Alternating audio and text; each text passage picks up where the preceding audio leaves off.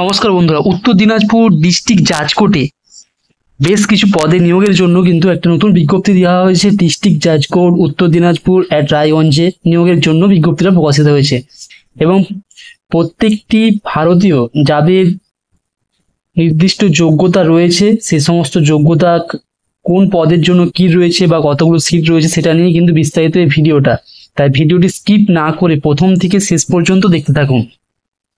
Online আবেদন প্রক্রিয়া শুরু হয়ে গেছে 25শে জুলাই 2024 সকাল 10:30 থেকে এবং অনলাইন প্রক্রিয়া ফর্ম জমা দেওয়ার লাস্ট ডেট দেওয়া রয়েছে 15ই আগস্ট 2024 এবং অনলাইনে ফি পেমেন্টের লাস্ট ডেট দেওয়া রয়েছে 18ই আগস্ট 2024।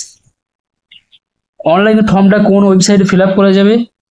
উত্তর দিনাজপুর কোর্ট রিক্রুটমেন্ট 2024.in এই যে ওয়েবসাইটটা দেওয়া আছে অফিসিয়াল ওয়েবসাইট, এই ওয়েবসাইট থেকে কিন্তু অনলাইনে ফর্মটা জমা দেওয়া যাবে। এছাড়াও রেগুলারলি আপডেট পাওয়ার জন্য আরও 2-3টে ওয়েবসাইট এখানে দেওয়া রয়েছে, যেমন www.calcutta.highcourt.gov.in, www.uttordinajpur.nic.in। কোন কোন পদে নিয়োগ হবে? English stenographer, UDC, LDC, process server. Group ডিতে রয়েছে পিওন, ফারাস, নাইট গার্ড। ইংলিশ স্টেনোগ্রাফারের 2টো শূন্যপদ রয়েছে, ইউডিসিতে রয়েছে 7টা শূন্যপদ, এলডিসিতে রয়েছে 32টা, প্রসেস সার্ভারে রয়েছে 6টা, গ্রুপ ডিতে রয়েছে টোটাল 27টা পদ শূন্যপদ এবং কোন ক্যাটাগরির জন্য কতগুলো পদ রয়েছে সেটা কিন্তু ব্র্যাকেটের মধ্যে দেওয়া রয়েছে। এজ লিমিট কি দেওয়া রয়েছে, অর্থাৎ কারা কোন বয়সের ব্যক্তিরা বা আবেদনকারীরা আবেদন করতে পারবে? 1/1/2024 অনুযায়ী বয়স হতে হবে 18 থেকে 40 বছরের মধ্যে। এসসি, এসটি এবং পিডব্লিউ ক্যাটাগরিতে যারা বিলং করেন তাদের ক্ষেত্রে বয়সের ম্যাক্সিমাম যে এজ দেওয়া রয়েছে সেটা হচ্ছে 45 এবং ওবিসি এ আর ওবিসি বি 43 ম্যাক্সিমাম এজ, তারাও কিন্তু এই ফর্মগুলোতে ফিল আপ করতে পারবে। এবং এজ প্রুফ হিসাবে কোন কোন ক্যাটাগরি যে পদগুলোতে রয়েছে সেই পদগুলোর জন্য অ্যাডমিট কার্ড, মাধ্যমিকের বা সার্টিফিকেট যেখানে ডেট অফ বার্থ উল্লেখ করা রয়েছে এবং বার্থ সার্টিফিকেট, এই দুটোই কিন্তু গ্রাহ্য হবে। কোন কোন পদের জন্য সেগুলো কিন্তু এখানে উল্লেখ করে দেওয়া হয়েছে।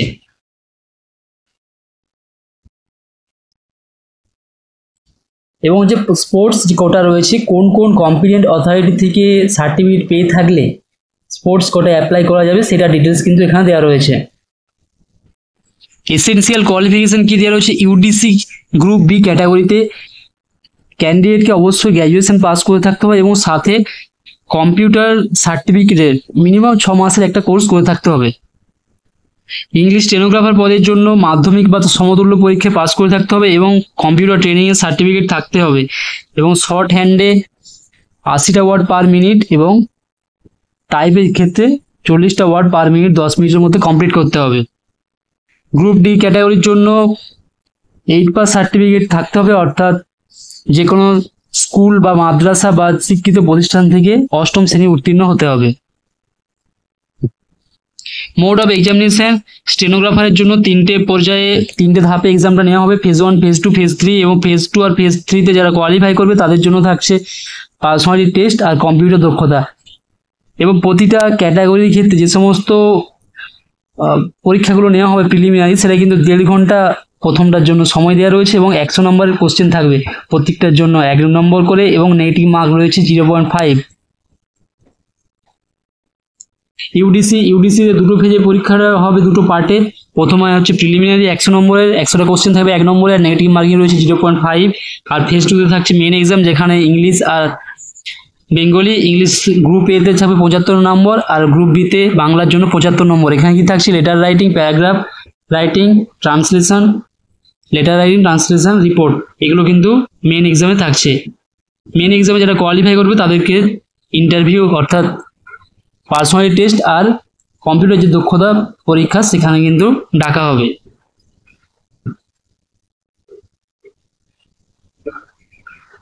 এরপর হচ্ছে এলডিসিতেও যেমন বললাম আগে যে প্রতিটা পদের জন্যই কিন্তু প্রথমে 100 নম্বরের একটা প্রিলিমিনারি এক্সাম নেওয়া হবে এবং সেটা হচ্ছে 1.5 ঘন্টা একটা সময়। এখানে এলডিসিতে 2টো পর্যায়ে থাকছে, সেকেন্ড পর্যায়ে যেমন মেন এক্সাম ইউডিসিতে ছিল সেরকম এলডিসিতেও একইতে রয়েছে। গ্রুপ ডি যে পোস্ট রয়েছে সেখানেও 100 নম্বরের পরীক্ষা হবে, সেখানে কিন্তু 50টা কোশ্চেন থাকবে, প্রতিটার জন্য 2 নম্বর করে ধার্য করা হয়েছে এবং নেগেটিভ মার্কিং রয়েছে 0.5। এখানে প্রিলিমিনারিতে পাস করার পর তারপরে পার্সোনালি টেস্ট হবে 30 নম্বরের। এরপর চলে আসি অ্যাপ্লিকেশন ফি নিয়ে। English stenographer, upper division clerk, lower division clerk, process server, peon, এদের ক্ষেত্রে যে আবেদন ফিগুলো বলে দেওয়া হয়েছে। ইংলিশ স্টেনোগ্রাফারের ক্ষেত্রে 600 টাকা, unreserved OBC A, OBC B আর ইডব্লিউএস ক্যাটাগরির জন্য প্লাস ব্যাংক চার্জ। ইউডিসির জন্য 600 টাকা plus bank charge. Lower division ক্লার্কের জন্য 500 টাকা প্লাস ব্যাংক চার্জ।